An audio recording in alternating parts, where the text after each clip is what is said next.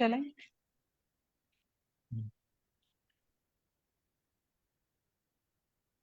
Live हो गया है ना? अच्छी स्टार्ट करें क्या? ठीक है।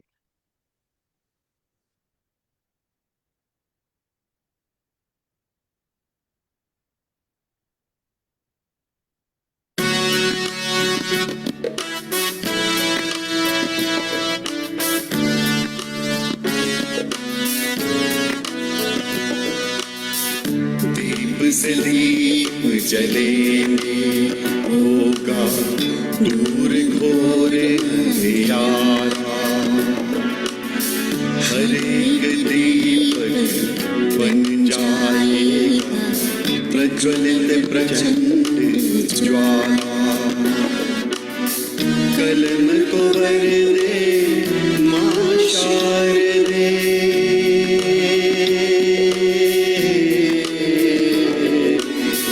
कलम को वर दे मां शारदे। रूहों में कर दे उजाला, हम सब लेखक कलम के सैनिक। नाम हमारा LPG साहित्य, सीनों में दहके है हमारे साहित्य की प्रचंड ज्वाला। दीप से दीप जले, LPG Sahitya Association, a fuel for soul.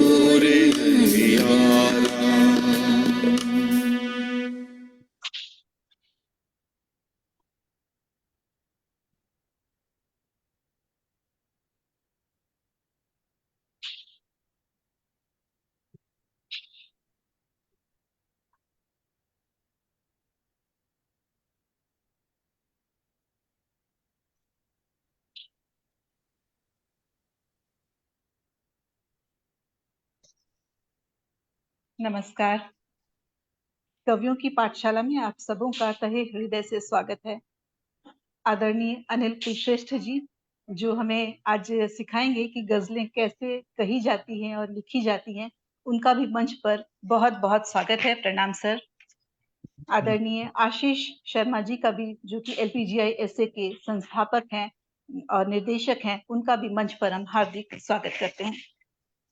शुक्रिया रेखा जी। इन दिनों हम सीख रहे हैं गजलें कैसे लिखें।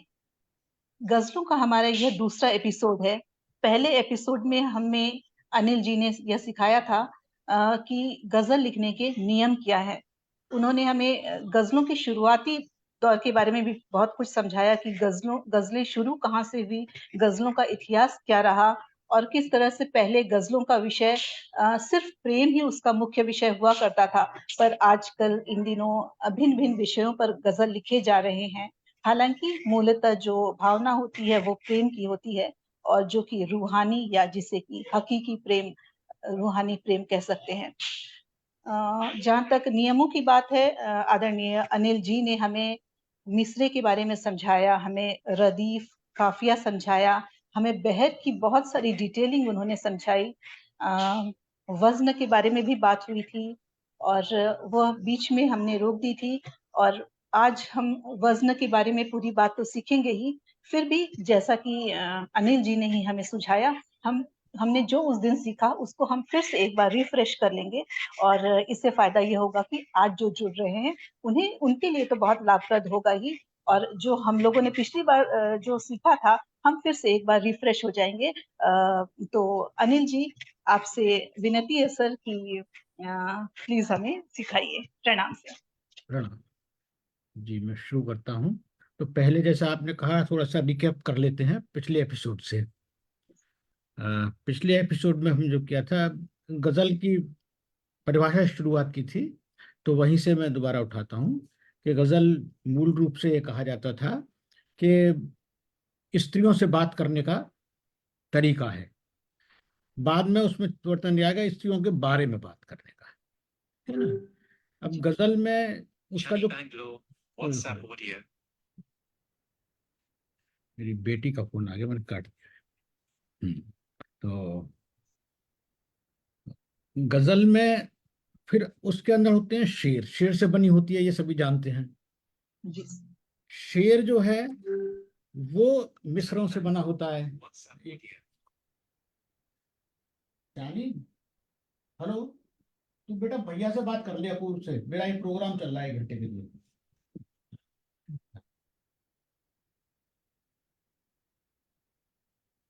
तो गजल शेर से बनी होती है, और शेर 2 पंक्तियां जिन्हें मिसरा बोलते हैं उनसे बना होता है। 2 मिसरे का मतलब ये नहीं है कि कोई भी 2 पंक्तियां हो जाएंगी, उन दोनों पंक्तियों में आपस में एक संबंध होना चाहिए, इसे राबिता बोलते हैं उर्दू में या उस भाषा में। अगर कोई तर्क संगत संबंध नहीं है तो फिर वो सार्थक नहीं हुआ ना। एक्चुअली शेर वो है जिसमें एक बात कही जाए और वो बात उन्हीं 2 पंक्तियों में पूरी हो जाए, ठीक है ना। तो तब वो शेर कहा जाएगा, कि उसकी सार्थकता तभी है। अन्यथा पहला मिसरा इंडिपेंडेंट हो गया, दूसरा इंडिपेंडेंट, एक बात कुछ कही पहले मिसरे में, दूसरे में कुछ और कह दी, तो वो फिर शेर नहीं कहा जाएगा, भले ही वो 2 मिसरे हो गए। तो ये एक शेर की खास बात हुई। शेर के पहले मिसरे को बोलते हैं ऊला मिसरा, और दूसरे मिसरे को बोलते हैं सानी मिसरा। हिंदी में अपन पहला दूसरा भी बोल सकते हैं, लेकिन जो लैंग्वेज है शायरी की, उसमें ऊला और सानी के नाम से उनको जाना जाता है। अब जो मिसरा है, वो जाहिर है कि मिसरा जो है वो मिसरा शब्दों से बनेगा, ठीक है ना। जी। शब्द जो हैं वो फिर हर्फ से बनेंगे, और हर्फ जो है वो कहाँ से आते हैं? एक्चुअली हर्फ अपने आप में कुछ नहीं है, वो ध्वनि होती है। मूल रूप से जो चीज है वो ध्वनि है, आवाज। बिल्कुल। जी। ध्वनि को हमने एक तरह से उसका एक चित्र बना दिया या मूर्ति बना दी। जैसे उदाहरण के लिए बोला का, अब का के लिए, अब का एक्चुअली ध्वनि है वो। उसके लिए हिंदी में देवनागरी हमारे पास अक्षर हो गया का, उर्दू में उसी के लिए काफ हो गया, है ना। अंग्रेजी में उसी के लिए हम के बना देते हैं या सी से काम लेते हैं। तो अलग अलग जो लिपियां हैं उनमें अलग अलग उसकी ध्वनि के अलग अलग चित्र बना दिए गए। एक तरह से वो अक्षर कुछ भी नहीं है, ध्वनि को चित्र बनाने की एक कोशिश भर है, जी। ठीक है ना। गजल जो है वो चूंकि उर्दू से हिंदी में आई है, हम लोग लिखते देवनागरी में हैं, लेकिन जो नियम चलते हैं वो उर्दू वाले ही चलते हैं। छंद शास्त्र है, इसे उर्दू में अरूज बोलते हैं, नियम उसके ही चलते हैं। ओके। अब जब मैं शेर की बात कर रहा था और मिसरे की बात कर रहा था, तो गजल में ऐसा होता है, आमतौर पर जो शेरों की संख्या होती है, शेरों भी मैंने इस्तेमाल कर दिया है शब्द, उर्दू के हिसाब से उसे अशआर बोलना चाहिए हमको, लेकिन शेरों में अच्छा। तस्वीर में आ चुका है, क्योंकि बहुत से शब्द ऐसे हैं जिनका हिंदीकरण हो गया है बिल्कुल ही। अच्छा। जी। तो मैं बल्कि अशआर कहूंगा तो बहुत से लोग शायद न भी समझें, शेरों कहूंगा तो ज्यादातर लोग समझ जाएंगे। तो जी। ये एक स्थिति ऐसी बन गई है कि उर्दू के और हिंदी का इतना घालमेल हो गया है कि ये समझना बड़ा मुश्किल है कि कौन सा उर्दू का है, कौन सा हिंदी का है, क्योंकि दोनों का व्याकरण भी करीब करीब एक जैसा है। अच्छा। तो अब जैसे मैं बात कर रहा था कि उसको हर्फ जो है वो इस तरीके से बने, ध्वनि, और उन हर्फ से उनका जो उच्चारण है उस हिसाब से उनका वजन तय होता है। फिर जो वजन की, वहां के वजन, अच्छा पहले कुछ पिछले वाले से और रिकैप कर लूं, उसमें वो और रह गया हमारा रदीफ और काफिया वगैरह, उसे और एक बार दोहरा देता हूँ तब इस पे आता हूँ, ठीक है जी। ना। जी। ओके। जैसे कोई शेर है, मैं किसी भी एक उसका ले लेता हूँ, या उस दिन लिए थे उन्हीं में से ले लेता हूँ। हाँ,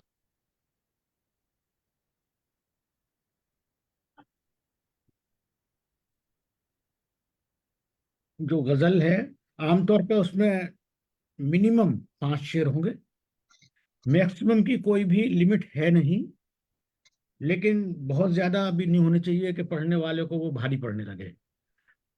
अच्छा, 5 की भी एक लिमिट, मतलब एक मिनिमम स्टैंडर्ड एक बना रखा है, लेकिन ऐसा नहीं है कोई बहुत बड़ी बंदिश हो, लोगों ने 4 की भी कही है ना। जी। पहले जो शेर होता है गजल का उसे बोलते हैं मतला। मतलब। मतले की खासियत क्या होती है? जैसे मैं अपनी गजल में से मैंने उस दिन पढ़ा था वही शेर पढ़ रहा हूँ कि रात दिन तड़पा किए हैं जब तुझे पाने को हम, फिर सहें कैसे किसी भी और दीवाने को हम।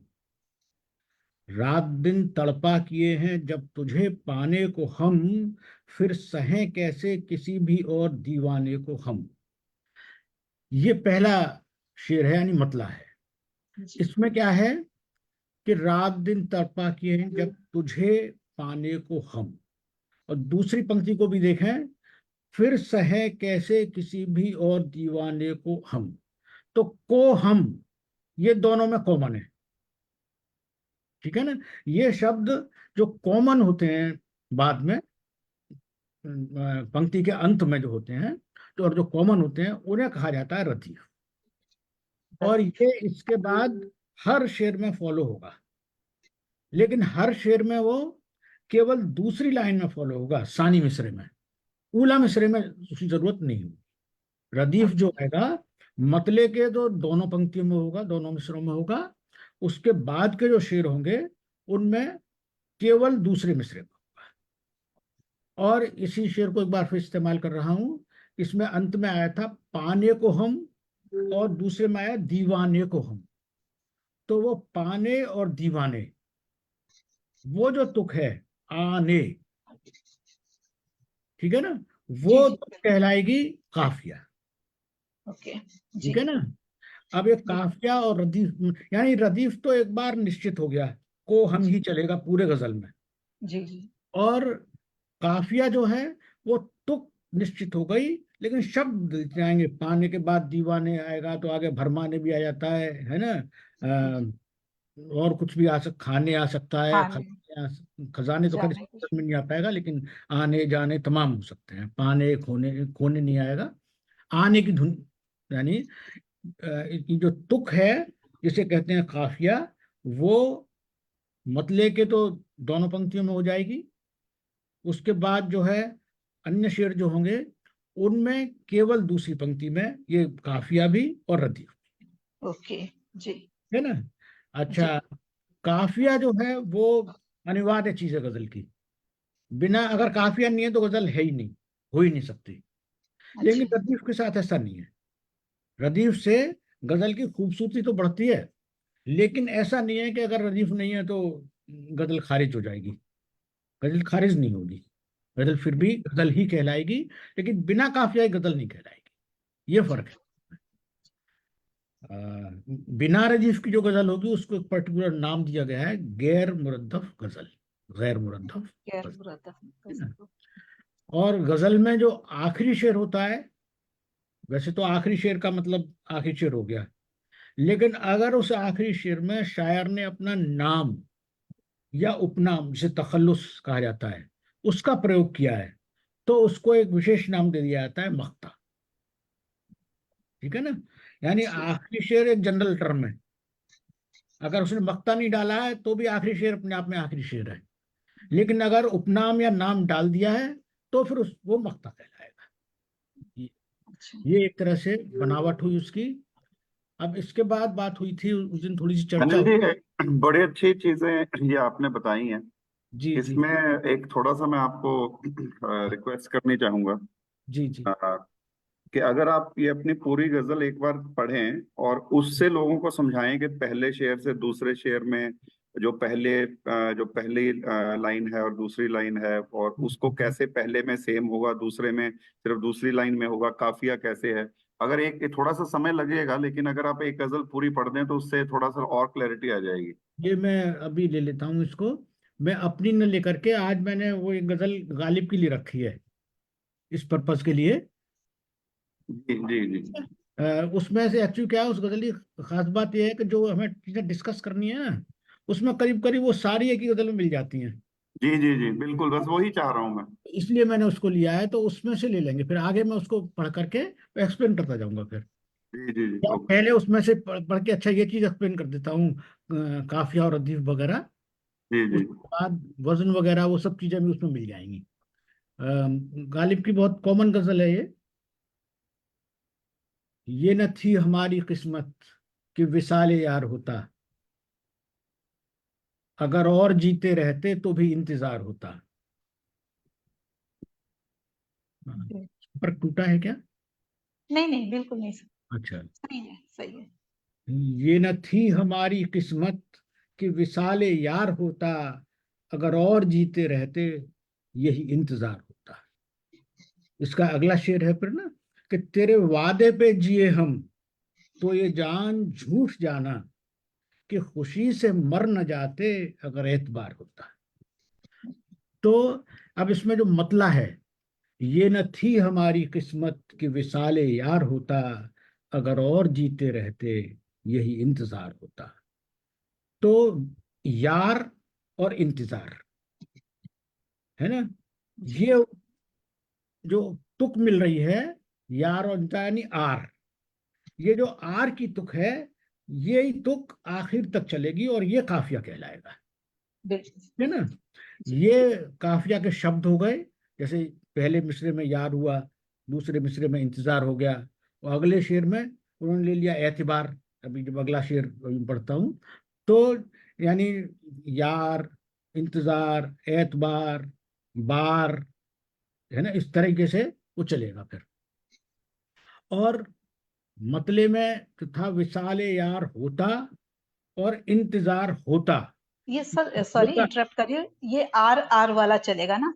हाँ जैसे हाँ कि हाँ प्यार हो तो वो भी चलेगा, हाँ, बिल्कुल बार बिल्कुल बार होगा तो चलेगा, इस तरह से। बिल्कुल बिल्कुल। जी ओके सर। लेकिन इसकी जरूरत पड़ेगी, मतले में तो दोनों लाइनों में होगा, दोनों मिसरों में। लेकिन अदर जो शेर होंगे इसके बाद वाले, उनमें जी केवल सानी मिसरे में होगा वो। जी, है ना, नेक्स्ट पहले लाइन मिसरे के में बाद। जरूरत नहीं, जी ऊला जी मिसरे में जरूरत नहीं बिल्कुल, होगी। जी जी सर, जी ठीक सर। है ना। और इसी में जो होता शब्द आया जो कॉमन चल रहा है, विशाले यार होता, है ना, इंतजार होता, ये होता है रतीफ, रतीफ। ये जी होता, ये स्थिर रहेगा, कांस्टेंट है ये। बिल्कुल, रदीफ जो है वो कांस्टेंट है, ये मान कांस्टेंट है। लीजिए। है ना। और जो ये है काफिया, वो वेरिएबल है। बिल्कुल। तो उसकी कांस्टेंट है, लेकिन शब्द वेरिएबल है। जी जी अब ज्यादा क्लियर हो जाएगी बात, ये वेरिएबल और कांस्टेंट शब्द उपयोग करने से जी ये जी चीज जी ज्यादा जी। क्लियर हो हाँ जी जाएगी। अब बिल्कुल क्लियर हो रही है। हाँ। शुक्रिया शुक्रिया। तो इसका अगला शेर है ना, तेरे वादे पे जिए हम तो ये जान झूठ जाना, कि खुशी से मर न जाते अगर एतबार होता। तो एतबार उसने फिर काफिया के लिए इस्तेमाल किया, क्योंकि तुक वही है, आर वाली। जी और होता रदीफ कांस्टेंट रहा। बिल्कुल। ठीक है ना। तो ये जी इस गजल को मैं आगे भी इस्तेमाल करूंगा, तो आगे भी तब पढ़ूंगा। ये काफिया और रदीफ को बताने के लिए, मेरे ख्याल में क्लियर करने के लिए पर्याप्त है शायद, मेरे ख्याल में। सर, एक डाउट था। ये जो हाँ अपने काफिया है ना, अब मान लीजिए हमने एतबार शब्द लिया, तो हाँ। उस शब्द को हम दो बार तीन बार यूज कर सकते हैं? अ, गजल की ब्यूटी शायद चली जाएगी उससे, पर एज पर रूल कर सकते हैं? रूल को ऐसा है, उसमें कोई ऐसी नहीं है कि बहुत बड़ी बंदिश हो, लेकिन एडवाइस ये किया जाता है कि रिपीट या तो नहीं करना चाहिए, या कम से कम 3 शेर के बाद करना चाहिए। है अच्छा ना। जी। अगर जी लगातार उसी को अगर करेंगे ना, वो ठीक नहीं है। अच्छा ब्यूटी तो चली जाती है, वास्तविकता है कि ब्यूटी इसी बात में है कि मतलब जब श्रोता सुन रहे होते हैं ना, तो उन्हें ये उत्सुकता होती है अगला काफिया क्या इस्तेमाल होने वाला है। बिल्कुल। जी है जी ना। क्योंकि जी। अच्छा, और अगर काफिया नहीं बदलेंगे तो भाव का भी रिपीटिशन हो जाएगा। शेर राइट। में जी नया जी भाव लाने के लिए भी तो नया काफिया चाहिए ना। बिल्कुल। हाँ जी जी तो इसलिए भी फिर ये खतरा हो जाएगा कि मालूम पड़ा वही भाव आप रिपीटेडली फिर कह रहे हैं, ये खतरा हो जाएगा। जी। तो इसको कुछ लोग दोष भी मानते हैं। अच्छा। बाकी कम इल्मी तो है ही कि इसका मतलब मेरी वोकैबुलरी कम है, एक ये भी तो बिल्कुल। हाँ उससे अर्थ जी जी। निकाला जा सकता है ना। हम्म, तो यूं है। अच्छा, संख्या की शेर की बात हो ही गई, ये सब हो ही गया। अब वजन की तरफ चलें क्या? रदीफ, काफिया, मक्ता, मतला, सब चीजें हो गई। हाँ, मतला जो है एक से ज्यादा भी हो सकते हैं। ये पिछली बार भी शायद मैंने कहा था कि मतला का ऐसा होता है कि दूसरा मतला, उसे एक शब्द दिया है हुस्ने मतला या सानी मतला। है ना। हाँ जी। तो मतला एक से ज्यादा हो सकते हैं, लेकिन साथ साथ ये कहा जाता है कि 3 से ज्यादा नहीं डालने चाहिए। है ना। अच्छा और या फिर अगर उससे ज्यादा करने हैं तो पूरी गजल ही मतले में कह दो, फिर ये भी संभव है। पूरी गजल में सारे अगर 5 शेर हैं 6 शेर हैं सबके सब मतले हैं, ये भी संभव है ना। लेकिन उसमें एक रख दिया गया कि या तो 3 तक कहिए या फिर पूरी गजल मतलब कहिए। तो ये एक चीज रही। लेकिन मक्ता जो है, स्वाभाविक बात है कि मक्ता तो आखिरी शेर है, वो तो एक ही हो सकता है, रेल में एक ही आखिरी डिब्बा हो सकता है ना, इस तरीके से।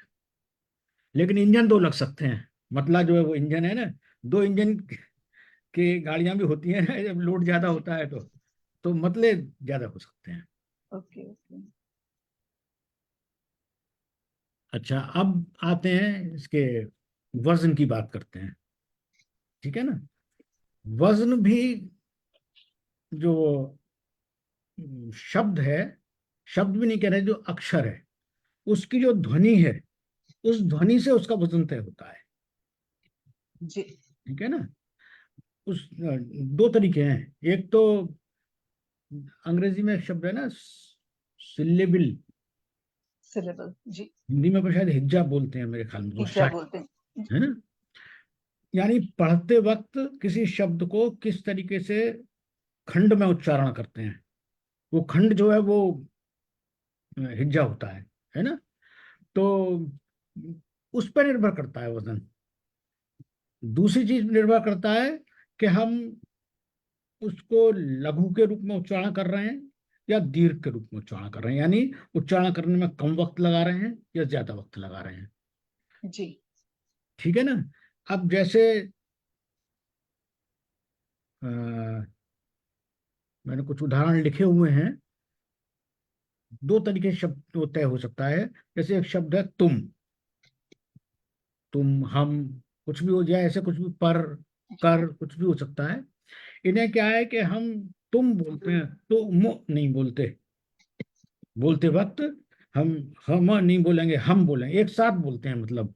तो एक साथ जब उच्चारण करते हैं तो उनका वजन जो है वो जुड़ जाता है आपस में, जी। ठीक है ना। जी। यानी उसको 2 टू जो है उससे लिखते हैं।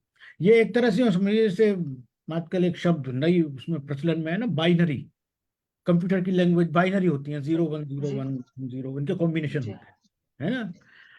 ऐसे ही इसकी जो भाषा है गजल की, वो भी बाइनरी है, लेकिन वहां 0 और 1 न लेकर के 1 और 2 ले ली जाते हैं, है ना। जी। जी। 1 और 2 के ही कॉम्बिनेशन होंगे, 1 2 1 1, है ना, 1 1 2 2, 2 1 2 1, है ना। तो इस तरीके से वो कोई भी कॉम्बिनेशन हो सकते हैं। उन्हीं कॉम्बिनेशन से जो बनती है वो बेहर बनती है। लेकिन जी। बेहर से भी पहले बनता है रुक्न, रुक्न से बेहर बनती है एक्चुअली।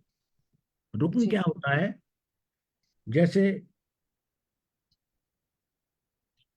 एक शब्द है कलम, ठीक है ना। कलम को हम कैसे बोलते हैं, कलम। कल और म नहीं बोलते, कलम को कलम। कलम। यानी कलम। क पहले बोला, लम उसके बाद एक साथ बोला। तो क के लिए तो वजन हो गया उसका 1, और लम के लिए हो गया 2। उसे 1 1 1 अलग अलग नहीं गिनेंगे। तो जी। कलम का जी। वजन कितना हो गया, 1 1 2, + 2 1 2। 12, 1 2, है ना। जी। अब इसी कलम को अगर मैं कह दूं, इसमें आ की मात्रा लगाते हैं, कलमा। कलमा अपने आप में उर्दू में हाँ। शब्द है ना, हालांकि जी। उसमें ला आधा है, लेकिन आधा हो तो पूरा हो तो इसमें कोई फर्क नहीं आएगा। कलमा में क्या होगा, कल, अब हम एक साथ पढ़ रहे हैं, कलम में कल एक साथ नहीं पढ़ रहे थे, लेकिन कलमा कहते ही कल एक साथ आ गया, माँ अलग चला गया। जी। तो कल का वजन हो गया 2 और माँ का हो गया 2, तो कलमा का हो जाएगा 2 2 22, अच्छा। ठीक है ना। जी। जी। जी। ऐसे ही कुछ जो मैंने उदाहरण लिख रखे हैं उनमें से ही बात कर रहा हूं मैं। शब्द है आमदनी, लेकिन उच्चारण इसका बहुत गलत हो जाता है। लोग इसका, हम जनरल उच्चारण क्या है, हम करते हैं आमदनी, आमदनी ही करते हैं हैं? या जी जी आमदनी सर। करते हैं। अब आमदनी अगर देखेंगे तो आम दो एक, दनी एक दो, लेकिन उर्दू लैंग्वेज जो कहती है वो कहती है कि नहीं, ये गलत उच्चारण है। आमद नी, आमद होती है किसी चीज की, आमद हो रही है, आ रहा है कोई चीज, अच्छा ओके ओके, है ना। इनकमिंग। आमद इनकम, हाँ। आमद नी, तो आमद टू, फिर मद एक साथ बोला जा रहा है, फिर टू, और फिर नी, तो फिर टू, यानी टू टू टू, 3 बार, जी है ना। जी तो ये सारा खेल उच्चारण का है, और उसी में गलती हो जाती है हम लोगों से, हम हिंदी भाषियों से खास तौर पे। मैंने इनकी उर्दू जिनकी मदर टंग नहीं है, जी मैंने खुद जो अभी बोला ना, गलती हो जाती है हमसे, क्योंकि हमारी जुबान पर ऐसे ही चढ़ा हुआ है। वही। सच क्या है, गलती हो जाती है, वो गलती नहीं है, जी गलती। गलती गलती हो यानी जाती। 1 1 2, और गलती जी करने से क्या बिल्कुल। होगा, वो 2 2 हो जाएगा। जी वो है, वो दाल गलती है, दाल जो है वो हाँ तो गलती है, लेकिन, बिल्कुल हाँ। है ना, बच्चा जो करता है वो गलती करता है, वो गलती नहीं करता, वो गलती करता है, तो वो 1 1 2 होगा। तो सारा खेल जो है इसमें वजन में, वो उच्चारण का है।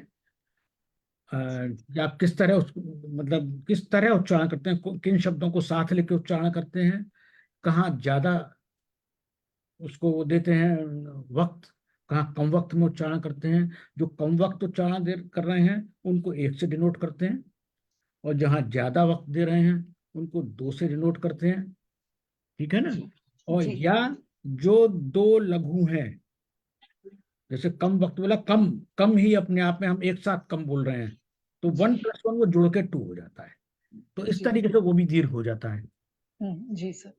है ना।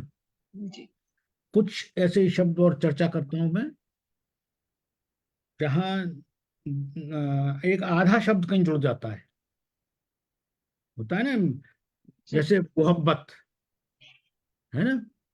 मोहब्बत में क्या है, मोहब्बत यूं पढ़ा जाता है, वो मुंह पहले पढ़ते हैं।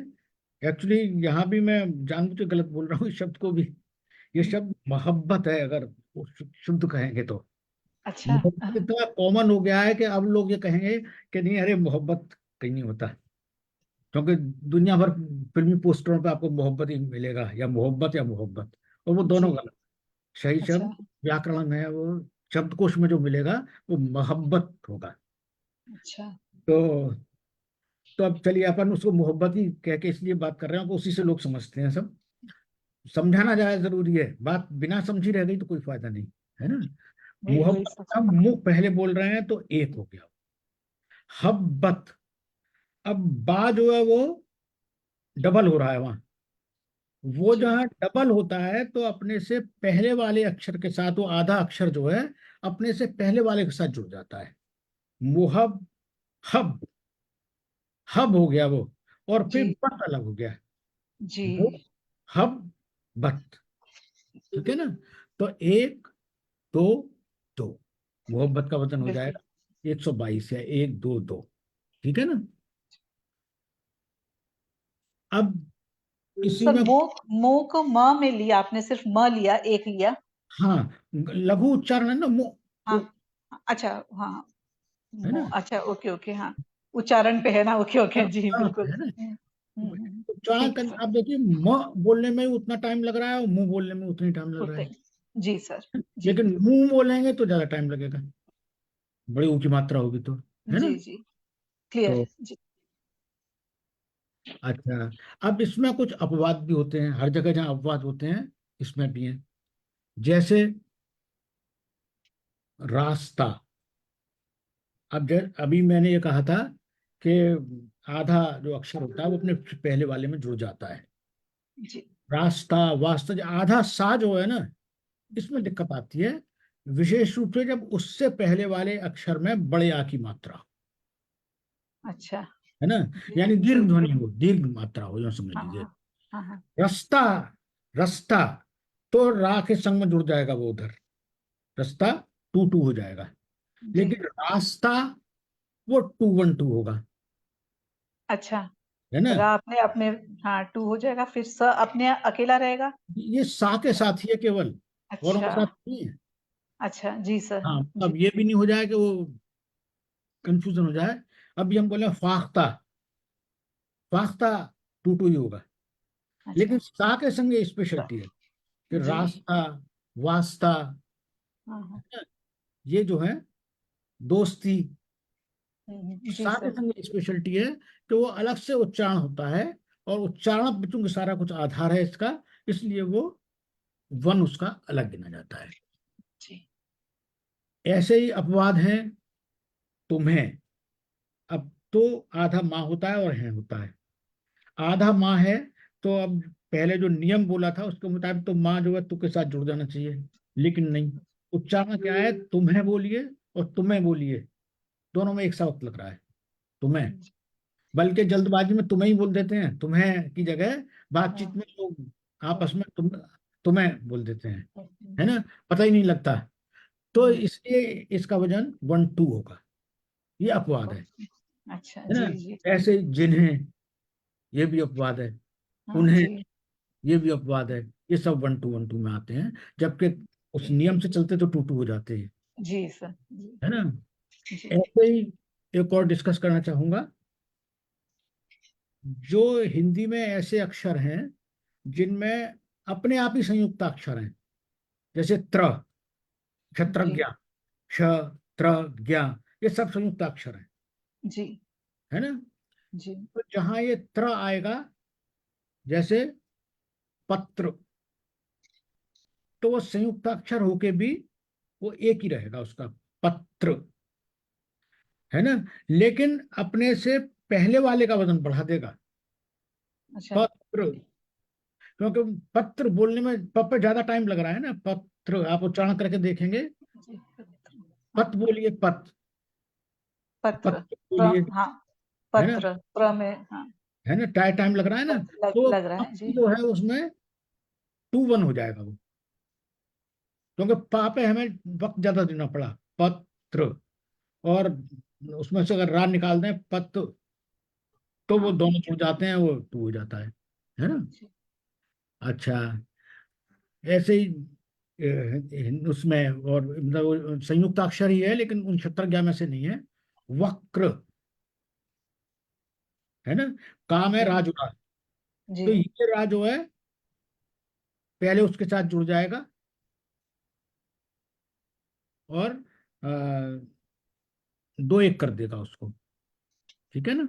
जी, वक्र, जी, वक्र। वक्र हो जाएगा, जी सर, समझ गई।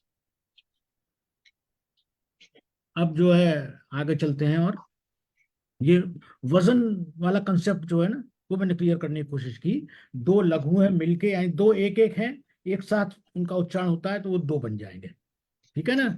दूसरे जहां मात्राएं हैं, वहां जो लघु कम वक्त में उच्चारण किए जा रहे हैं, वो सिंगल एक से डिनोट करेंगे, और जो जिसमें ज्यादा वक्त दे रहे हैं उसे दो से डिनोट बस, करेंगे। जी, अब इनके कॉम्बिनेशन बनाए जाते हैं। ये कॉम्बिनेशन स्टैंडर्ड है, जिन्हें रुकन बोलते हैं, जी, ठीक है ना। जो एक उदाहरण समझिए, कोई एक थैली दी जाए किसी को, और उस थैली में 1 रुपए के और 2 रुपए के सिक्के भरे हुए हैं, और उसको बिखेर दिया जाए थैली को, तो वो रेंडमली ऐसे ही बिखर जाएंगे। सिक्के अगर देखें तो एक, एक दो, दो एक, तीन, तीन तो नहीं मतलब, दो एक, दो दो एक, एक दो दो, दो एक दो एक, है ना, एक दो जी, एक दो, किसी भी कॉम्बिनेशन पड़े हो सकते हैं। ऐसे ही कॉम्बिनेशंस जो गजल के हिसाब से, गेयता के हिसाब से, गजल गेय होती है, गाई जा सकती है ना, जी, जी, उस हिसाब से जो है, उस हिसाब से उनके स्टैंडर्ड फॉर्मेट बना दिए गए। वो स्टैंडर्ड फॉर्मेट जो है उन्हें बोलते हैं रुक, ठीक है ना। और इनको नाम दिए गए हैं, जैसे मैं उदाहरण के लिए बता रहा हूँ, जैसे 1222, 1222, इसको जी, बोलते हैं मुफाइलुन, है ना।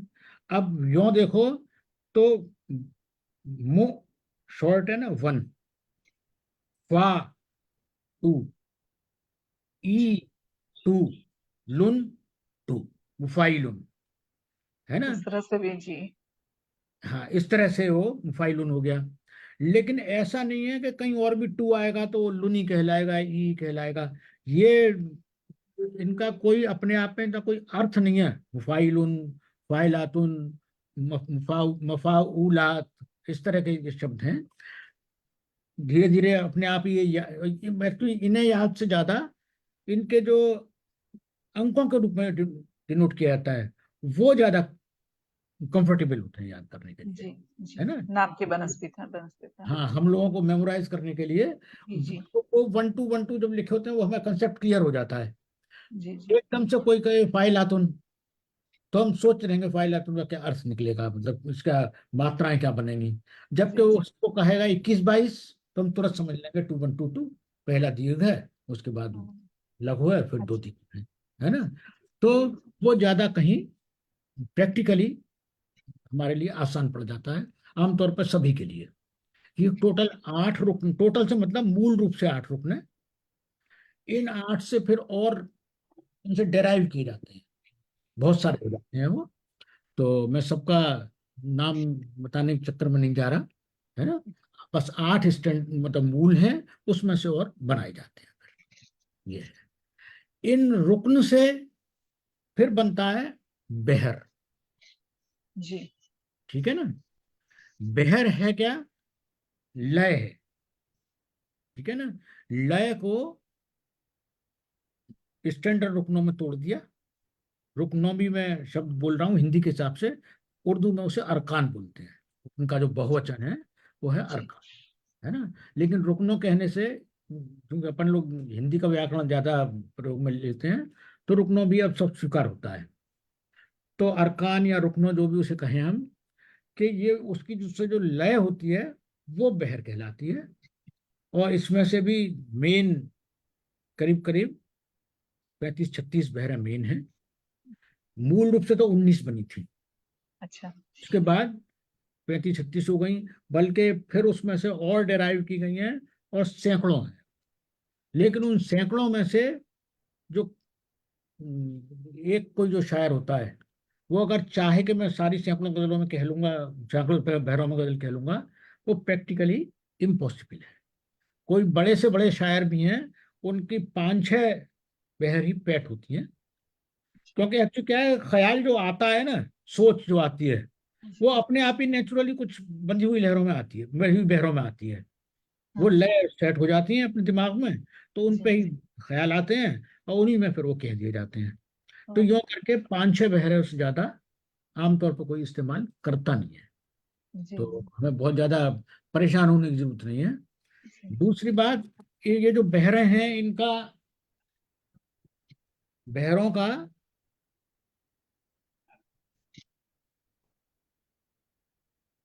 के नाम है, नाम भी इनके अरबी में है। तो नाम भी याद रखने की न कोई जरूरत पड़ती है न कोई आवश्यकता है ना। तो नाम के विस्तार में भी मैं जा नहीं रहा हूँ। जैसे चलो नाम के चक्कर में पड़ ही नहीं रहे हैं, वो छोड़ते हैं अभी। वजन की बात को आगे बढ़ाता हूँ। वजन में अब बात, समय कितना है अब, समय 10 मिनट। बस। हाँ एक्चुअली तो, 3:40 हो चुका है तो तो अपने को हाँ, फिर एक एपिसोड और रखना पड़ेगा फिर और तो। हाँ, हाँ, आप एक्सटेंड कर क्योंकि लें रेखा जी, 15 20 मिनट एक्सटेंड कर लें, और अगर जरूरत हो तो एक एपिसोड और ऐड कर दें एक बिफोर के, एपिसोड जब ऐड कर लोगों लेंगे, को फिर ऐसा डालेंगे कर ना। लेंगे। मैं आज जी वजन पर ही चर्चा कर लेता हूँ, आगे फिर कोई और चीजें हैं उन्हें फिर और एक एपिसोड कर लेंगे, ठीक है ना। जी जी वजन जो है, जैसा मैंने कहा, ये उच्चारण के ऊपर है। लेकिन जो दीर्घ हैं उनमें जरूरी नहीं है कि वो हमेशा दीर्घ ही रहें। गजल के उच्चारण के हिसाब से गजल में कई बार उसको लय के मुताबिक उसको ढाल देते हैं, यानी दीर्घ को लघु उच्चारण करते हैं, उसे कम वक्त में बोल दिया जाता है। यानी 2 के वजन को 1 पे गिरा, उस वजन का गिराना बोलते हैं। जी ठीक है ना। ये एक किस्म की छूट है जो इस व्याकरण में, हमें गजल के व्याकरण में मिली हुई है। हिंदी कविताओं में नहीं होती वो, है जी ना। अपने को ये गजल में स्पेशल ये छूट मिली हुई है। जैसे कि शब्द है मेरा, है ना। अब मेरा को रा को शॉर्ट भी कर सकते हैं। कहाँ करेंगे आगे उदाहरण में लाऊंगा, तब क्लियर हो जाएगी वो बात। तो शॉर्ट करके उसको वो कर देते हैं। लेकिन एक चीज है, जहां वो जो दो की फिगर थी, वो दो लघु से आई थी। जैसे शब्द था ना कल, जी जी उस जी कल का जो दो है वो तो दो ही रहेगा, उससे अपन एक नहीं कर सकते। जो अच्छा मात्रा की वजह से दो बना है, जी क्लियर हो रही है ना बात? जो जी मात्रा की वजह से दो बना है, उसको लघु किया जा सकता है, यानी वजन गिराया जा सकता है। लेकिन वो भी सारी मात्राओं की नहीं गिरती, उसमें भी उसके नियम है फिर, जिसमें मोटे तौर पर हम क्यों समझ सकते हैं कि जो मात्राएं कहाँ से आती हैं, स्वरों से आती हैं। आ, ई, उ, ए, ऐ, ओ, औ, अम, ए, ये इन्हीं से तो आती हैं। इनमें से जो गिराए जा सकते हैं इनका वजन, वो है आ, ई, उ, ए। इसके बाद आई, आई का वजन नहीं गिर सकता अच्छा है ना। ओ का गिर सकता है, लेकिन औ का नहीं गिर सकता है। अच्छा जी अंग, अंग का भी नॉर्मली नहीं गिर सकता है, जो ऊपर जी जी बिंदु बिंदी जो है लगा वो के वो करते हैं जी ना, जी जी जी तो वो वो भी नहीं गिर सकता नॉर्मली। कभी कोई अपवाद हो सकते हैं, और एह का भी नहीं गिर सकता है में तो विसर्ग लग जाता है ना, जी वो भी नहीं गिर सकता है। हाँ जी जी यानी कुल मिला के बात ये रही कि आ, ई, उ, तीन तो ये हो गए। उसके बाद ए और ओ, बस इनका गिरेगा। औ, आई का नहीं गिरेगा, औ का आउका नहीं गिरेगा, अंक का नहीं हाँ गिरेगा। जी ठीक है ना। जी अब ये कैसे गिरते हैं, उसके कुछ उदाहरण देके समझाने की प्रयास करूंगा। वही गालिब की गजल से ही उसको लेता हूँ, ठीक है ना। तो वो जी बिल्कुल क्लियर उससे हो जाएगा। अच्छा, अब पहले नियम की एक बात और कर दूं कि जो शब्द होता है, आमतौर पर जो मात्रा गिराई जाती है, वो उसके आखिरी में जो मात्रा होती है, उसका वजन गिर सकता है। बीच का या शुरू का नहीं गिरता है, अच्छा ठीक है ना। बीच का जी या शुरू का नहीं गिरा सकते। ये अपवाद जी सब जगह है, लेकिन नियम अपनी जगह पर है, लेकिन अपवाद भी है। जी अपवाद है जैसे कि खामोशी, जी है ना, ये अपवाद है। खामोशी में इसे खामोशी भी किया जा सकता है ना, खामोशी हो जाता है ना। अच्छा उधर अंत का शाम, शी का तो हो ही सकता है ना। जी इसमें जी खामोशी एक अपवाद है। तेरे मेरे एक भी अपवाद है, तेरे हो जाता है, अच्छा मेरे हो हाँ जी जाता है। कोई अपवाद है, कोई हो जाता है ना। ये कुछ अपवाद है। अदरवाइज नियम ये है कि आखिर में जो मात्रा है वही गिराई जा सकती है, बीच की या शुरू की नहीं गिराई जा सकती। तो अच्छा, कुछ शब्द जैसे आईना, आईना अपने आप में शब्द है, लेकिन आईना भी शब्द है। वहां ई जी की मात्रा गिराई नहीं है, ये समझने वाली बात है। आईना, टू टू टू, आईना, टू वन टू। लेकिन जी वहां ऐसा नहीं है कि मात्रा गिराई है। आईना अपने आप में मान्य अपने शब्द आप है ना। सही जी सही मान्य शब्द मैं इसलिए कह रहा हूं इसको, कि जब लिखते हैं ना गजल को, तो आईना अगर लिखा गया है तो सही है। अच्छा लेकिन अगर मेरी या तेरी में मात्रा गिराई है, तो हमें लिखना मेरी ही पड़ेगा। जी ऐसा नहीं जी है उसको मेरे लिख दें, जी है जी ना। लेकिन आईना में हम आई आए, ना एक्सेप्टेबल है जी सर ओके ऐसे ही जी दीवाना, दीवाना तो दीवाना हम्म, भी मान्य अच्छा है ना। ऐसा नहीं जी है कि वो दी की मात्रा गिराई गई है तब दीवाना हुआ है। हम्म, दीवार, इसमें दीवार भी मान्य अच्छा है जी ना। ओके जी ये इस तरीके से कुछ अपवाद हुए। अब मैंने गालिब की जो ली हुई है वो गजल समझाने के लिए, इस गजल को मैं कई बार इस्तेमाल करूंगा। इसी को जी आज वजन के लिए कर रहा हूँ, अगले उसमें हो सकता है किसी और काम के लिए भी करूँ उसको। ये देखिए, एक तो पहला एक गालिब का शेर है, तो इंडिपेंडेंट गजल पे अभी आता हूँ। वो फिराक और वो विशाल कहाँ, वो फिराक और वो विशाल कहाँ, वो शबो रोज और माहो साल कहाँ। ये इसका गालिब का एक मतला है। वो फिराक और वो विशाल कहाँ, वो शबो रोज और माहो साल कहाँ। अब इसमें देखेंगे कि मैंने खास तौर पे लिया है, इस शेर को इसलिए लिया है। अब मैं जैसे इसको पढ़ रहा हूँ ना, उसे गौर कीजिएगा उस पर, पहले मिसरे पे। वो फिराको, वो फिराक और वो विशाल कहाँ, वो फिराक, पहला वो मैंने शॉर्ट पढ़ा जी। है ना। वो फिराक और वो विसा, ये वो जो पढ़ा ये पूरा पढ़ा। नंबर। जी।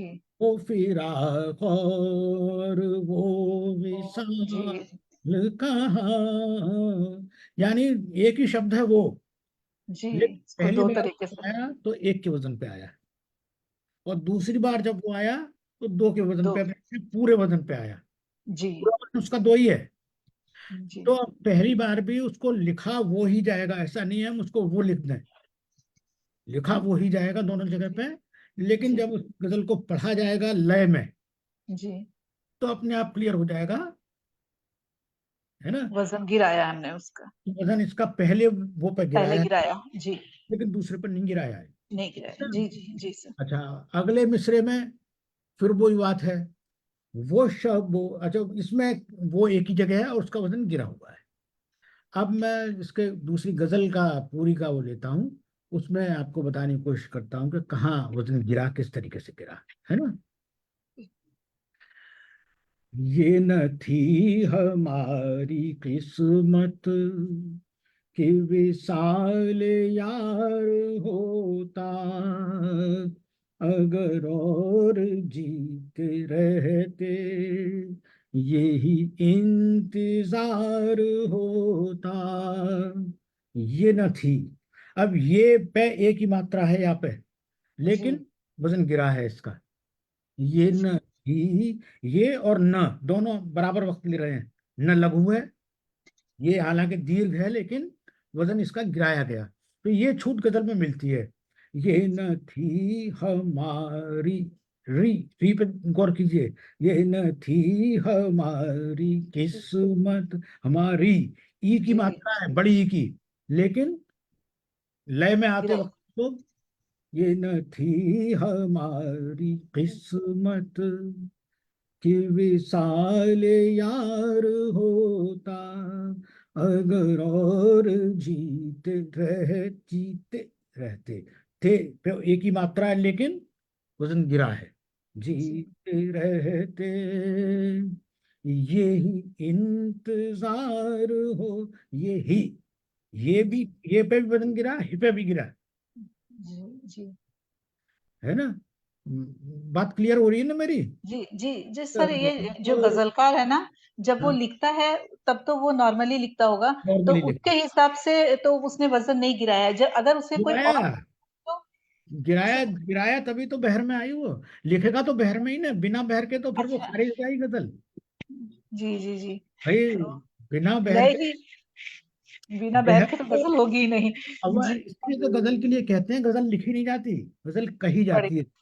जी। कही जाती है, क्योंकि सारा कुछ कहने के ऊपर है गजल में, जी। जी। है ना। लेकिन लिखना तो जरूरी है ही, कहने के लिए भी तो लिखना जरूरी है ना। जी।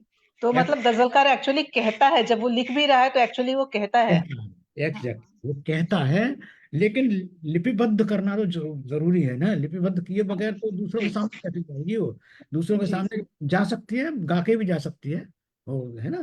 लेकिन जी। जी। सुरक्षित रखने के लिए आगे लिपिबद्ध तो करना पड़ेगा उसको। और जब जी। लिपिबद्ध किया जाएगा तो जो उसका एग्जैक्ट फॉर्म थी वो ही लिखा जाएगा, है ना।